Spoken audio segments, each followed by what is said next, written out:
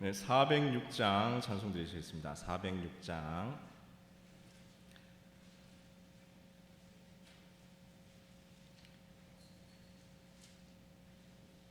406장입니다.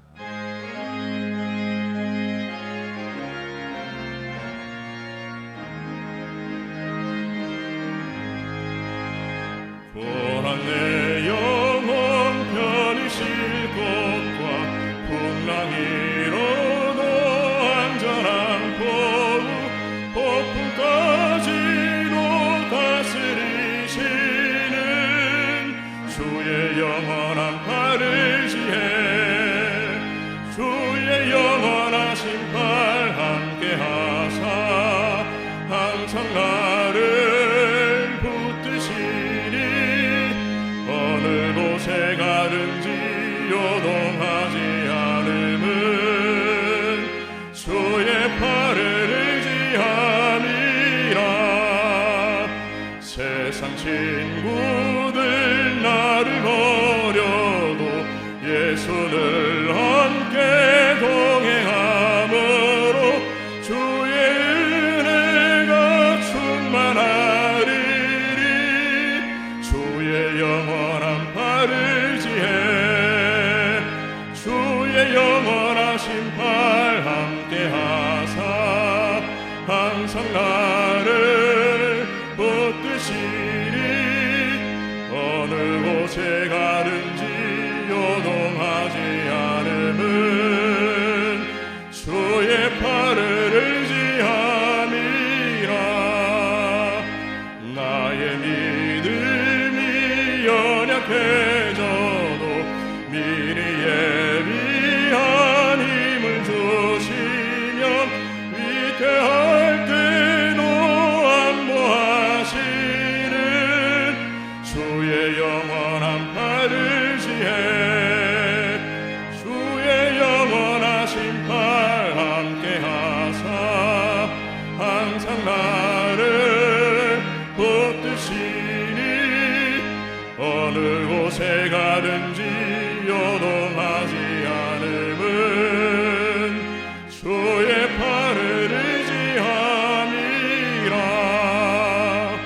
능치 못한 것 주께 없으니 나의 일생을 주께 맡기며 나의 모든 짐 대신 지시는 주의 영원한 팔을 지혜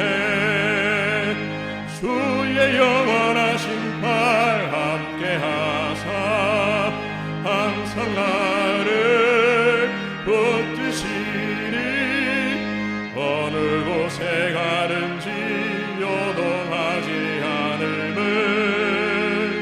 주의 팔을 의지함이 주의 영원하신 팔 주의 영원하신 팔 함께하사 항상 나를 붙드시니 어느 곳에 가든지 요동하지 않음은 주의 팔을 의지함이라.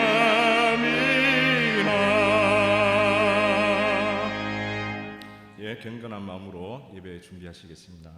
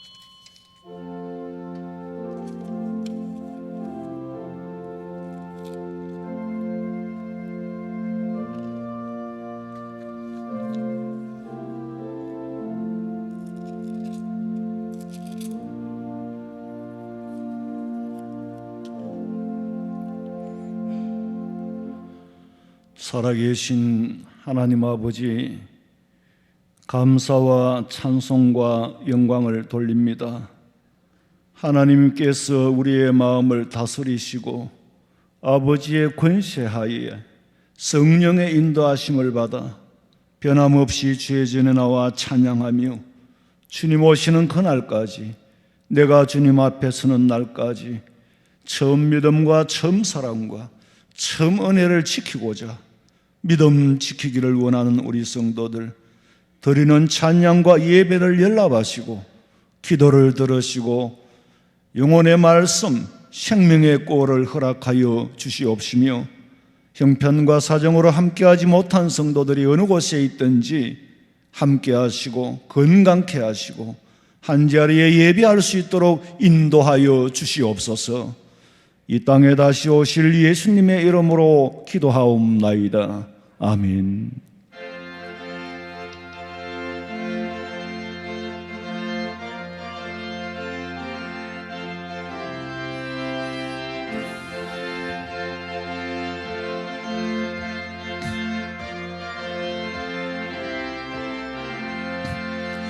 마음에 가득한 어심을 깨치고 지극히 화평한 마음으로 찬송을 부름은 어린 양 예수의 그 피로 속죄함 얻었네. 속죄함 주 예수 내 죄를 속했네. 할렐루야 소리를 합하여 함께 찬송하세. 그 피로 속죄함 얻었네. 검이나 은같이 없어질 보배로 속죄함 받은 것 아니요. 거룩한 하나님 어린 양 예수의 그 피로 속죄함 얻었네. 속죄함 주 예수 내 죄를 속했네. 할렐루야 소리로 합하여 함께 찬송하세. 그 피로 속죄함 얻었네. 나 같은 죄인이 용서함 받아서 주 앞에 옳다함 얻음은 확실히 믿기는 어린 양 예수의 그 피로 속죄함 얻었네. 속죄함 주 예수 내 죄를 속했네. 할렐루야 소리를 합하여 함께 찬송하세. 그 피로 속죄함 얻었네.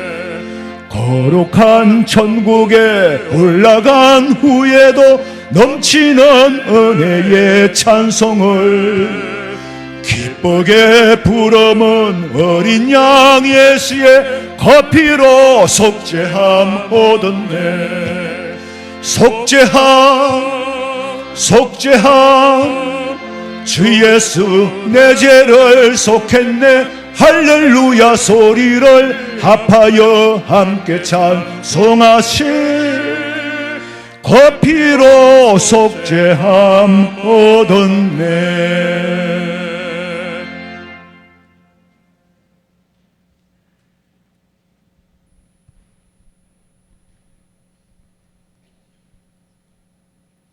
찬양과 영광을 받으시기에 합당하신 하나님 아버지, 오늘 또 저희들 생명 주시고 예배 드릴 수 있는 은혜 주심에 감사 또 감사드립니다.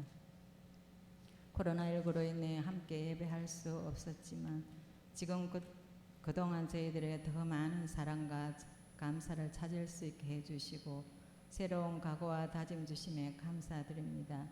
하나님 아버지, 이 나라의 백성을 주께서 세워주셨으니 이 나라가 정치적, 경제적으로 하루빨리 회복되게 하시고 복음의 강대국으로 세계 속으로 귀하게 쓰임받게 하옵소서. 거기에 우리 교회가 뜻을 다해 선교에 힘쓰게 하옵시고 하나님의 권세가 나타나는 교회 되기를 간절히 소원합니다. 세우신 목사님 늘 성령 충만케 하시고 육신의 강건함도 더하여 주셔서 목회하시는데 아무 어려움 없게 하시고 부교육자님들과 남녀 전도사님들도 같은 은혜로 채워 주옵소서. 교회에 속한 모든 권속들 가정과 직장과 사업장이 날마다 물된 동상 같게 하시고 모든 영광 하나님께 드릴 수 있게 하옵소서. 우리의 주인 되신 하나님 아버지, 날마다 연약한 저희들을 붙들어 주시고 늘 주 안에 거할 수 있게 지켜 보호해 주옵소서. 말씀 전하실 목사님, 전하시는 말씀이 능력이 말씀이 되어 저희들의 영혼을 건강하게 하시고 항상 말씀에 사로잡힐 수 있게 성령님 함께 하옵소서. 모든 영광을 주님께 들려오며 다시 오마 약속하신 예수님의 이름으로 기도드립니다.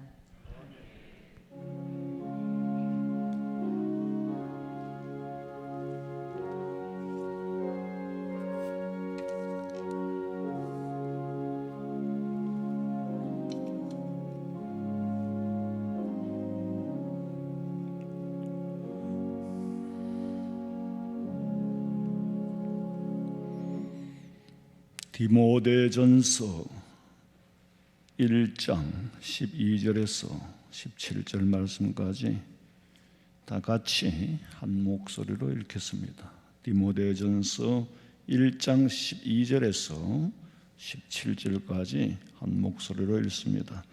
나를 능하게 하신 그리스도 예수 우리 주께 내가 감사함은 나를 충성되이 여겨 내게 직분을 맡기심이니 내가 전에는 비방자요 박해자요 폭행자였으나 도리어 긍휼을 입은 것은 내가 믿지 아니할 때에 알지 못하고 행하였음이니라.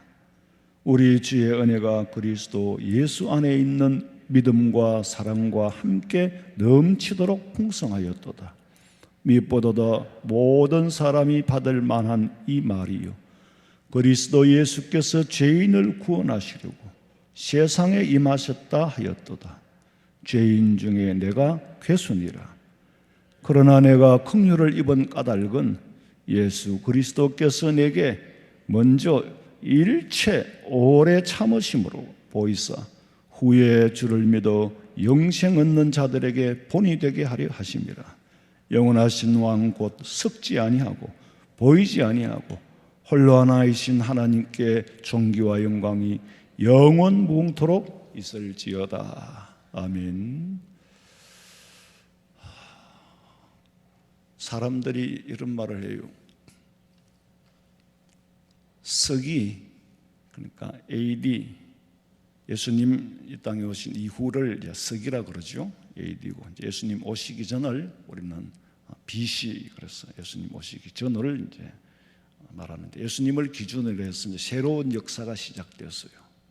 예수님이 오시고 새로운 역사가 시작되는 걸 우리는 서기라고 하는데 요새 어떤 말이 떠도느냐 하면은 이제 코로나 전과 후 이렇게 나누어진대요. 코로나 전과 후 무슨 말이냐? 예수 믿는 사람들을 점점 이렇게 이 마귀 사탄이 밀 까부르듯이 까부르는 거예요.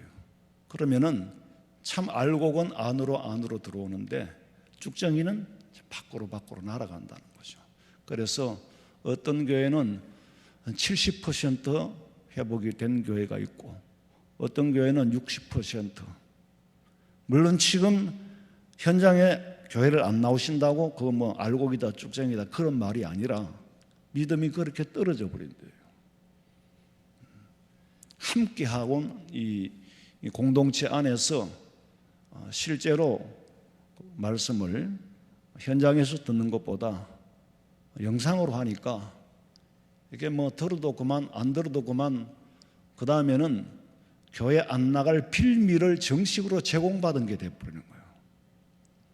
나올 수 있음에도 불구하고 정식으로 안 나갈 수 있는 빌미를 누가 제공해 줬냐? 교회에서 영상 예배가 가능하다고 했으니까. 근데 그 가능한 거는 분명히 처음에도 말씀드렸지만은 예루살렘에서 드리는 어떤 형식이나 그 다음에 그리심산에서 드리는 어떤 혼합된 예배나 그게 아니고 예배는 영과 진리로 드리면 어디든지 예배할 수 있습니다. 가정에서도 할 수 있고 산에서도 할 수 있는데 그 장소가 교회가 아니다 보니까 그 믿음을 잃어버리는 게 문제라는 거예요. 바울은 로마의 감옥에서도 굳건히 믿음을 지켰습니다. 여러분, 코로나로 인해 가지고 뭐 거리가 앞으로는 아마 이 사회적 거리두기가 삶의 패턴으로 자리를 잡아야 될 것 같아요. 이게 또 가을에 예를 들어서 와버린다든가 또 봄에 와버린다든가 또 다른 신종으로 변한다든가, 제가 옛날부터 말씀드렸지만은 더 이런 주기는 자주 올 거고 이거는 더 길어질 거다. 그러다 보면 세상이 완전히 변화되는 세상, 별 희한한 일이 일어나는 그런 현상 속에 삽니다. 그러나 저와 여러분의 믿음은 이럴 때에 진가를 보일 수 있는, 절대로 흔들리거나 억울하지 않습니까? 지금까지 믿음 생활해 오다가 어떤 박해나 핍박도 아니고 이 질병으로 인하여서 가정에서도 믿음을 지킬 수가 없다면 가정에서 믿음을 지켜야 되는데, 성전을 사모하는 마음이 있어야 되는데 정식으로 허락받고 교회를 안 가도 되는 걸로 생각을 해버리면 이게 이제 문제라는 거죠. 그래서 가능하면은 교회 문을 더 많이 열려고 애를 쓰고 노력을 합니다. 그런데 만에 하나 이제 잘못하면 우리끼리 이 전염이 되거나 또 확산이 되게 되면은 문제가 생기기 때문인데, 어쨌거나 여기 있어든 저기 있어든 절대로 마지막 때 믿음 저버리지 않기를 주님의 이름으로 축원합니다. 바울은 로마 감옥에 있으면서 잠시 후에 내 앞에 일어날 일이 어떻게 될지, 내가 세상을 떠날지 살지 죽을지도 예측할 수 없는 그런 시간에 살아요. 어떻게 보면 지금 우리 현실 세계하고 같은 겁니다. 앞으로 일어날 일은 인간으로서는 한치도 내다볼 수가 없어요. 존재하는 것은 변하지 않는 것이 없는 줄로 알지만은 이 세상의 흐름이라는 것이 어느 방향으로 흘러갈지 아무도 예측을 못합니다. 다만 영안을 뜨고 성경의 계시를 쫓아 사는 사람, 성경의 점진적인 이해라는 게 있잖아요. 500년 전에 칼빈이 이해하지 못했던 것이, 그때는 이스라엘 독립이 안 됐고 이스라엘의 해방이 안 됐을 때와, 그러니까 칼빈도 요한계시록을 알 수가 없었어요. 그러나 그 이후에 이스라엘이 해방이 됐잖아요. 독립이 됐잖아요. 나라를 세워졌잖아요. 그때 예수님 하신 말씀을 기억해야 되고, 이제 멀잖아 또 일어날 일들, 이 세대가 가기 전에 내가 예언한 모든 일들을 니들이 볼 것이다. 그 세대는 어느까지 어디까지를 말씀하시는지 우리가 정확하게는 알 수 없지만은 이스라엘이 1948년에 독립을 하고 우리하고 나라를 같이 세웠잖아요. 바울은 지금 한치 앞도 내다볼 수 없는 상황, 로마 법에 의해서 언제든지 사형 선고를 내리면 사형을 당할 수밖에 없는 그런 상황 속에서 믿음의 아들 디모데에게 바울이 교회를 개척하고 건축했던 그 교회를 맡기고, 바울은 지금 감옥에 있지만 그 교회는 디모데가 맡아서 사역을 하고 있어요. 그러면서 이 디모데전서 편지를 씁니다. 그 편지의 내용이 뭐냐? 이 모든 것이 하나님의 은혜다. 모든 것이 하나님의 은혜다. 나의 나된 것이 하나님의 은혜고 지금까지 살아온 것이 하나님의 은혜다. 아니 그러면 예수 안 믿는 사람은 살아왔지 죽어왔습니까? 그 말이 아니에요. 그 어려움 속에서도 믿음을 지킬 수 있어 천국의 시민권을 포기하지 않는 것이 하나님의 은혜라는 거예요. 여러분 마스크를 이렇게 좀 내려도 돼요. 여러분 뒷꼭대기 쳐다보고 하기 때문에 상관없어요. 계속 끼고 있으니까 막 저는 안에 여기가 부럽텄는가 자꾸 입술이 물리고 그래요. 밥 먹는데. 이게 마스크에도 뭐가 이렇게 좀 독한 게 있는 것 같아. 그러니까 좀 내려도 됩니다. 내리고 또 그건 죽어도 안 내리네. 전염될까 싶어서 죽어도 안 내리네. 그는 이제 이게 우리가 마스크를 쓰는 게 그렇잖아요. 사실은 이제 이 좀 건강이 연약한 분들이 교회를 안 나오시는 건 믿음이 없어서라기보다 남한테 피해를 줄까봐 그래서 이제 안 나오고 계신데요. 마스크는 또 나를 위한 거고 남을 위한 거잖아요. 그러나 예배 시간에는 좀 벗어도 여기까지 내려도 돼요. 말을 안 하니까. 바울이 하는 말은 나는 이렇게 믿었고 이렇게 살아왔고 이 모든 것이 하나님의 은혜다. 이것이 바울이 간증이거든요.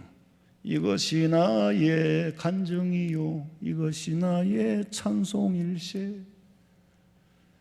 나의 간증과 나의 찬송보다 더 힘있는 설교는 없다는 거지.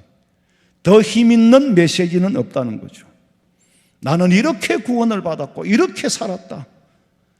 지금 바울은 자기 이야기를 하는 것 같지만은 이렇게 살아온 것은 하나님의 은혜였다는 거예요.